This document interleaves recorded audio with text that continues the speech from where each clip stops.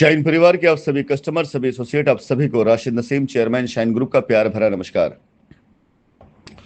साथियों, हिंदुस्तान के नामी ग्रामी अधिवक्ताओं की जो एक राय होती है, ओपिनियन होती है, वो कभी भी किसी भी केस के मामले में अधिकतर वही निकल करके आती है जो जजमेंट होता दिखाई दे रहा होता है। क्योंकि शाइन का मामला भी इतना ज्यादा प्रचलित हो चुका है अपने ऊपर लगाए गए आरोप की वजह से कि कैसे हिंदुस्तान के अंदर एक शख्स ने इतना बड़ा स्कैम, इतने बड़े घोटाले, इतने लाखों कस्टमर को कैसे, किस तरह से इतना बड़ा धोखा दे दिया इतने सालों तक रहते हुए। सबसे पहले तो नजर में लोगों को यह आना शुरू हुआ कि क्या वाकई ऐसा हुआ है, और इस नजरिए से जब देखना शुरू किया लोगों ने, तो धीरे धीरे सारे डॉक्यूमेंट, सारे एविडेंस, ये सारी चीज देखने के बाद हाई कोर्ट, सुप्रीम कोर्ट के रिटायर्ड जज तक या सीनियर अधिवक्ता तक, जहां तक ये बात गई, सबकी एक ही राय थी, एक ही ओपिनियन थी कि ये पूरा पूरा मामला, पूरा का पूरा केस बगैर किसी ग्राउंड के बनाया गया है और ये केस गिरेगा। ये मेरा कॉन्फिडेंस लेवल अपने केस पर इसलिए भी था क्योंकि हमने कोई ऐसा काम नहीं किया हुआ था जो हम पर आरोप लगाए गए थे। और सेम बात जब हर उस समझदार व्यक्ति की नजर के सामने आई, चाहे वो ब्यूरोक्रेसी रही हो, चाहे वो जुडिशरी रही हो, चाहे जो भी, जो इस केस से बाहर के लोग थे, उनकी एक ही राय थी हमेशा से कि ये केस गिरेगा और इसमें कंपनी के ऊपर कोई भी आरोप साबित नहीं हो पाएगा। लेकिन जो केस के अंदर थे, यानी अधिवक्तागण, चाहे वो सरकारी वकील हों, चाहे एजेंसीज हों, उनकी ड्यूटी है, उनकी मजबूरी है उस एंगल से केस को देखना जिस एंगल से एप्लीकेशन गई हुई है। यानी अगर किसी को दोषी बनाया गया है, वो भले निर्दोष क्यों ना हो, अपनी जांच के दरमियान में उनको, उस व्यक्ति को उस माइक्रोस्कोप पर रखना है जिसमें उसके अंदर अपराध साबित होता हो। उस एंगल से देखना उनकी ड्यूटी होती है। वो उसके खिलाफ नहीं जांच कर सकते, उसके फेवर में जांच नहीं कर सकते हैं तब तक जब तक कोर्ट से कोई ऐसा आदेश ना हो जाए। इसी पशुपेश में कस्टमर, जो कि शाइन का कस्टमर, लॉयल कस्टमर था, वो भी उलझन में था। और जो शाइन के ऐसे कस्टमर जिनको करप्ट कर दिया गया था, वो बड़ी आशा के साथ बैठे हुए थे कि कंपनी इतना बड़ा स्कैम करके भागी हुई है और हमारे यहाँ पर कुछ ऐसे महारथी पैदा हो गए हैं जिनका जन्मसिद्ध अधिकार है कि ऐसे भागी कंपनियों के साथ में कस्टमर साथ हुए अन्याय का बदला लिया जाए। और हीरोपंती के चक्कर में न जाने कितने लोगों ने हमारे कस्टमर्स को जीरो बना के रख दिया। चलिए, अभी इस कोर्ट का फैसला आना बाकी है, लेकिन मैं आपको इस केस के अंदर पाई गई फाइंडिंग, दस्तावेज जितने मिले हैं, सबूत जितने मिले हैं, आरोप जितने लगाए गए, उन आरोपों के आधार पर मैं आपको माननीय उच्च न्यायालय प्रयागराज का आपको फैसला आज ही बता देता हूं क्या आने वाला है। समय लगेगा फैसला आने में, लेकिन आएगा जरूर, और यही फैसला आएगा। इससे लेफ्ट और राइट शायद 5-10% का फर्क आए, अन्यथा फैसले का जो मेन जिस्ट है ना, वो जो है मैं आपको बताने जा रहा हूं। इलाहाबाद हाईकोर्ट जब अपना फाइनल जजमेंट देगा, फाइनल वर्डिक्ट उसका आएगा इस केस में, तो उसमें जो लाइनें होंगी महत्वपूर्ण वो ये होंगी कि कंपनी ने अगर कोई भी इस प्रकार से अपराध नहीं किया है या ऐसा कुछ पाया नहीं गया है, कंपनी ऊपर लगाए गए सारे के सारे वो आरोप, इसके कुछ सबूत नहीं मिल पाए हैं, और कंपनी एक रियल एस्टेट कंपनी रही है और मात्र रियल एस्टेट डिस्प्यूट रहा है इसमें, तो इस पूरे मामले को कंपनी और कस्टमर के बीच में आपसी समझौते से निपटारा कर दिया जाए।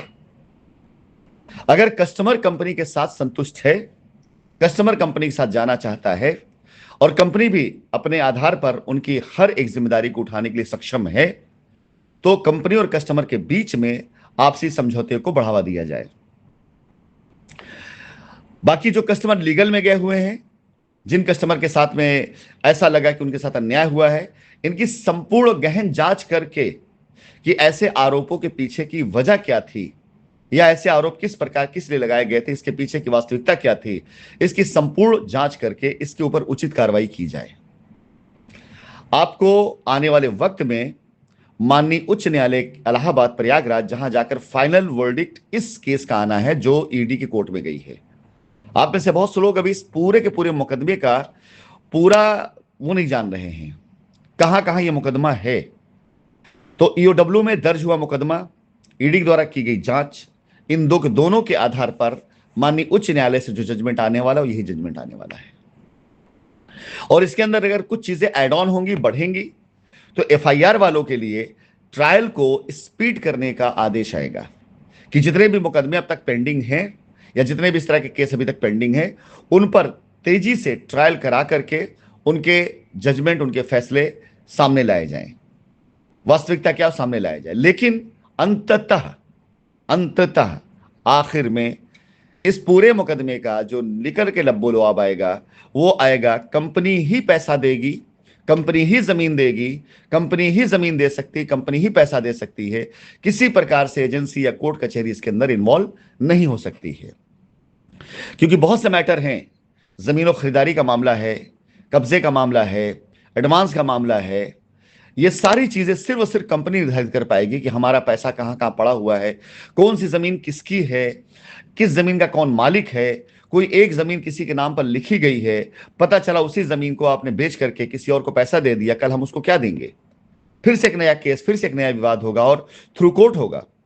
तो न्यायपालिका कभी भी अपने आप को या अपनी व्यवस्थाओं को इस प्रकार से कहीं भी इन्वॉल्व नहीं होने देगी, जहां पर झूठ के आधार पर कुछ लोग न्यायपालिका से न्यायिक प्रक्रियाओं में गलत कार्य करा ले जाएं। इसलिए मैं आप सभी कस्टमर्स जो अब तक लखनऊ के स्पेशल कोर्ट में पेपर सबमिट करने जा चुके थे, किसी भी दलाल या किसी भी बहकावे में आकर, मैंने ऊपर उसका मैसेज लिख दिया है। 2000 से भी नीचे लोग लिस्टेड हो पाए अभी तक। आप सोचिए, 7 महीने का समय बीत गया है और इस 7 महीने में मात्र 2000 से ज्यादा लोग, 2000 से अंदर लोग ही लिस्टेड हो पाए हैं। और अभी इनके क्लेम पास होने बाकी हैं, अभी लिस्टिंग है, यानी जिनके डॉक्यूमेंट्स प्रॉपर आ गए हैं, अभी उनका वेरिफिकेशन करके लिस्टिंग होना कि इनका क्लेम बनेगा कि नहीं बनेगा, मिलेगा तो कैसे मिलेगा, अभी ये होना बाकी है।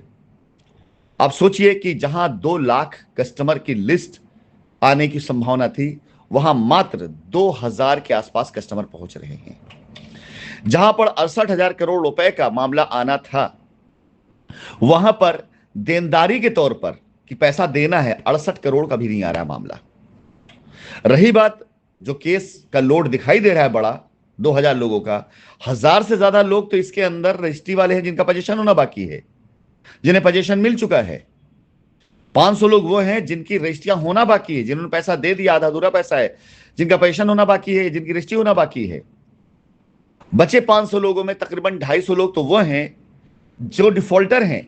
14, 15, 16, 17 प्लॉट लिए थे और पैसा ना देकर के अब उनको लगता है कि उन्हें पैसा ले लेना चाहिए, डिफॉल्टर हैं वो। और बचे हुए लोग जो गए हुए वही बेचारे बिड एंड हॉट डील और बाकी उसका जो पैसा साबित कर पाए हैं। अदरवाइज एसोसिएट अकाउंट में दिए गए पैसे उड़ चुके हैं, कोई कस्टमर उसका क्लेम नहीं पा पाएगा। लॉयल्टी पॉइंट से की गई रसीदें, कोई कस्टमर उसका कुछ नहीं पा पाएगा। थर्ड पार्टी लॉगिन, यानी पेमेंट किसी और के अकाउंट से आई है, रसीद आपको मिली है, वहां पे किसी प्रकार कोई सुनवाई नहीं हो रही है। ऐसे बहुत से मामलात में आप कस्टमर अभी भी अंधकार में रखे गए हैं और यकीन जानिए कंपनी ही आपका निस्तारण कर सकती है और दूसरा कोई नहीं कर सकता है। कल तक डॉक्यूमेंट्स और जमा होंगे लखनऊ के अंदर, उसके बाद जैसा भी कोर्ट की तरफ से कोई आदेश या निर्देश होगा हम उसके हिसाब से चीजें देखेंगे। लेकिन फिलहाल ये मान के चले कि शाइन परिवार का मुकदमा अब कस्टमर के लिए खत्म होने पर आ चुका है, लेकिन कंपनी के लिए और कंपनी के विरोधियों के लिए अब ये शुरू होने जा रहा है।